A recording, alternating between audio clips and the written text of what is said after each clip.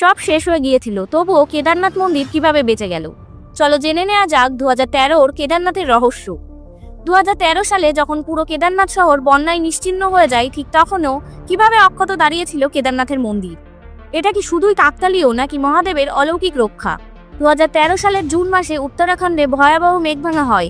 মন্দাকিনী নদী রুদ্রমূর্তি ধারণ করে, হাজার হাজার মানুষ প্রাণ হারান, পুরো কেদারনাথ শহর ধ্বংসস্তূপে পরিণত হয়। কিন্তু আশ্চর্যের বিষয় এটাই যে এই প্রচণ্ড জলে তোড়ে কেদারনাথ মন্দির ভাঙেনি। মন্দিরের ঠিক পেছনে এসে আটকে যায় একটা বিশাল পাথর, যাকে আজ আমরা চিনি ভীমশিলা নামে। এই পাথরটাই ঢাল হয়ে দাঁড়ায়, জলের ভয়ঙ্কর স্রোতকে দুদিকে ঘুরিয়ে দেয়। বিজ্ঞান বলছে মন্দিরটি 1000 বছরের পুরনো শক্ত পাথরের তৈরি, আর এর ভিত্তি এতটাই মজবুত যে প্রবল জলধারাও একে সরাতে পারেনি। কিন্তু ভক্তদের বিশ্বাস এটা শুধু পাথর নয়, এটা স্বয়ং মহাদেবের আশীর্বাদ। যখন সব শেষ, তখনও শিব তার ধামকে রক্ষা করেছেন। বিজ্ঞান হোক বা বিশ্বাস, কেদারনাথ আজও দাঁড়িয়ে আছে, আমাদের মনে করিয়ে দিতে ধ্বংসের মাঝেই আশা বেঁচে থাকে। আপনি কি মনে করেন এটা অলৌকিক নাকি বৈজ্ঞানিক? কমেন্টে লিখতে ভুলবেন না।